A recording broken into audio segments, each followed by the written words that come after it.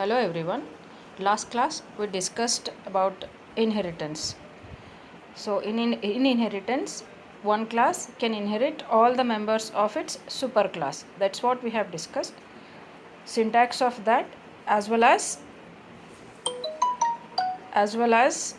this the example program for that we have seen.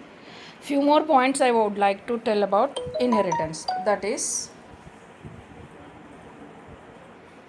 first point, Java does not support the inheritance of multiple superclasses into single subclass. That means one class cannot inherit from two different classes. This is not allowed in Java. Second point, Java allows multi-level inheritance. That means from A you can derive B. That means for this inheritance, A is a superclass and B is a subclass of A. Further, a subclass B can be a superclass for another class. In this case, B is a superclass for C. So this is known as multi-level hierarchy or multi-level inheritance. This is allowed in Java, whereas this is not allowed in Java. However, the same class cannot be a superclass of itself. Okay.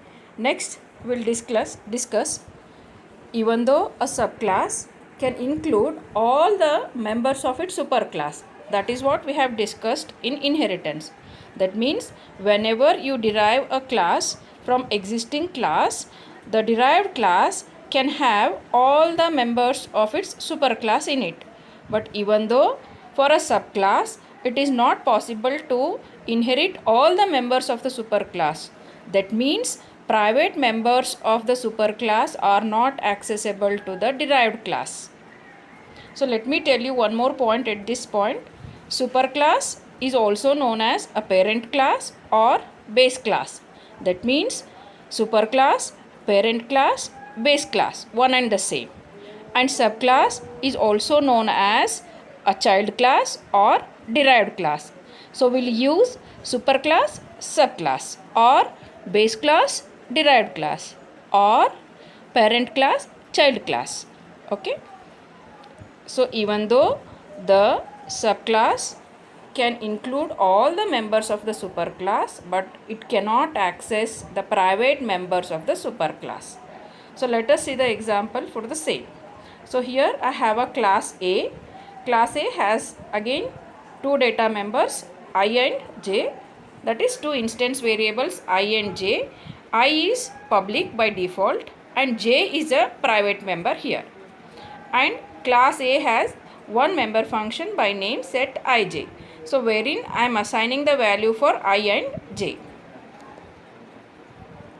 Now I'll derive class B from class A. So already we know the syntax for inheritance. That is class keyword followed by name of the subclass, extends keyword followed by name of the superclass. So here I am inheriting B from A. So in class B I am defining one instance variable by name total of type int and one member function sum. So in the body of sum I am adding I and j.